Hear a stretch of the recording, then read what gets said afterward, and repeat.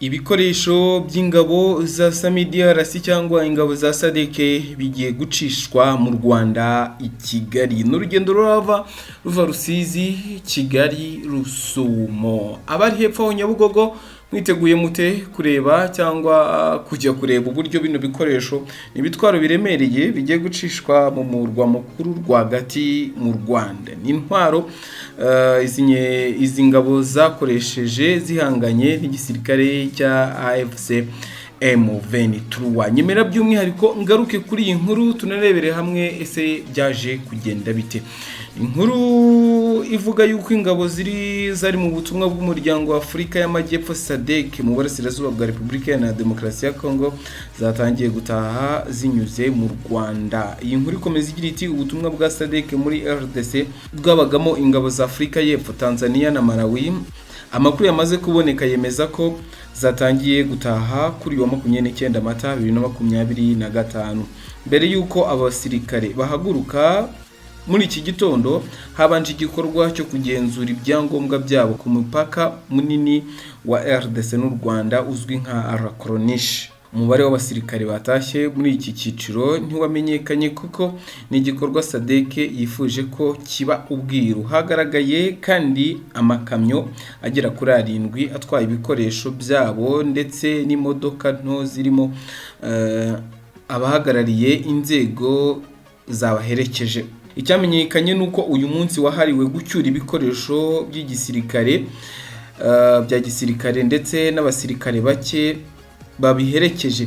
Bikaba byitezwe ko mu bindi byiciro aribwo hazataha abasirikare benshi. SADC yateganyije ko aba basirikare bakoresha umuhanda wa Rubavu Kigali Rusumo bakomereza mu karere ka Chato mu majyaruguru y'uburengerazuba bwa Tanzania. Ingabo za SADC zatangiye gukorera mu burasirazuba bwa Repubulika ya Demokarasi ya Kongo muri 2023 mu Kuboza zafashaga ingabo za RDC kurwanya ihuriro rya AFC M23 kugeza mu mpera za Mutarama 2025 ubwo zatsindwaga mu mujyi wa Sake ndetse na Goma. Inama idasanzwe yahurije abakuru b'ibihugu byo muri SADC n'umuryango wa Afurika y'Uburasirazuba yase muri Tanzania tariki ya 8 Gashyantare yemeje ko ibiganiro bya politike ari byo byakemura amakimbirane yo muri RDC no mu karere muri rusange. Bashingiye ku myanzuro y'inama, abakuru b'ibihugu bya SADC tariki ya 13 Werurwe bafashe umwanzuro wo guhagarika ubutumwa bw'izi ngabo basaba ko zitangira gucyurwa mu byiciro. Ibikorwa byo gutangira gucyura izi ngabo byaratinze bitewe nuko SADC yashakaga ko zakoresha ikibuga cy'indege mpuzamahanga cya Goma. AFC M23 yasubije ko ibyo bigoye kuko ingabo za RDC zacyangije mbere yo guhunga urugamba rwabereye mu mujyi wa Goma. Nyuma yaho imishyikirano na AFC M23 isaba gukoresha ikibuga cy'indege cya Goma inaniranye, SADC yemeye ko izi ngabo zizakoresha inzira y'ubutaka.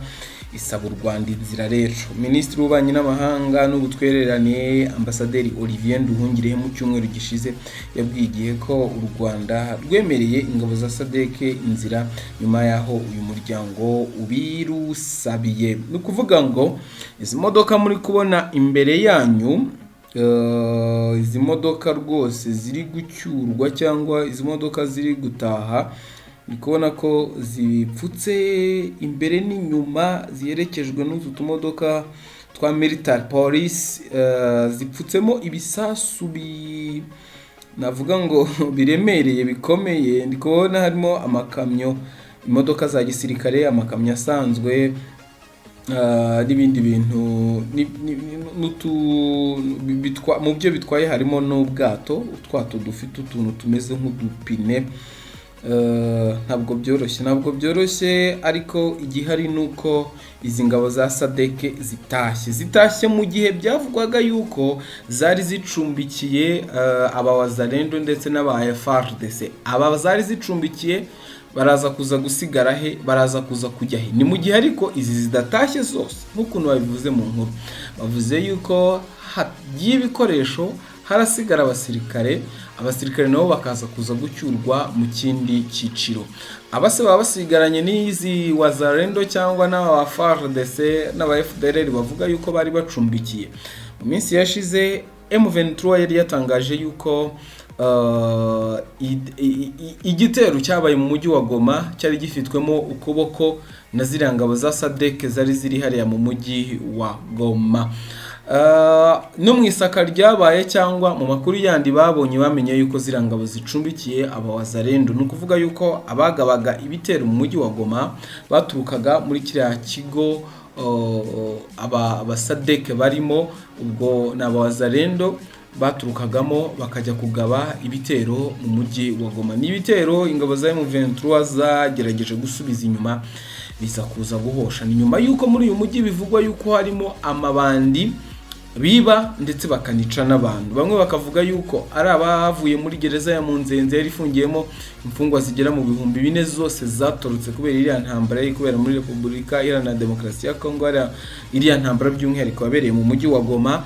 Izo mfungwa zikaba zari zirimo abicanyi, zikaba zari zirimo n'abajura. Abo bose bakaba barivanze n'abaturage, kandi ikindi mu baturage hari harimo intwaro zitandukanye abaturage bakoreshaga, abaturage cyangwa bari barafashe. Abo bose rero, abo bantu batandukanye bafashe izo ntwaro bakaba bazikoresha biba abaturage, bakaba banazikoresha bahungabanya umutekano. Ariko hakiyongeraho yuko hari abawazalendo bagize bate batigeze bafatwa, kuko uriya mujyi wa Goma urimo abasirikare bagera mu 70,000 hari abacikiye mu mato mbere yuko Goma ifatwa, hari abafashwe hari abishyikirije MONUSCO, hari n'abafashwe na M23, ariko bakabara yuko abagera mu 4,000 cyangwa 5 gutyo bari bacumbitse muri SADC, abandi barahungiye mu misozi iri hariya. Nta wamenya, reka utegereze uko biraza kuza kugenda, turebe ko baraza kuza gucangura irondo n'ibisambo. Nta wamenya, kadutegereze ikiraza kuza kuba. Abantu benshi bari kwibaza bati se niba koko SADC yari ifitemo abawazalendo biraza kuza kurangira bitaba abawazalendo, igihe SADC iratahana nabo, igihe SADC iraza kuza gusohoka mu gihugu irabasigamo baze babasangemo. Reka turebe ikiraza kuza gukurikira, ariko byanze bikunze igihari nuko aka kanya amahoro ariyo yashyizwe imbere, ibiganiro aribyo byashyizwe imbere hagati ya Repubulika Iharanira Demokarasi ya Kongo ndetse n'inyeshyamba za FCM23 kugira ngo amahoro agaruke muri kariya gace. Ibintu Amerika ikomeje kugiramo uruhare rukomeye cyane.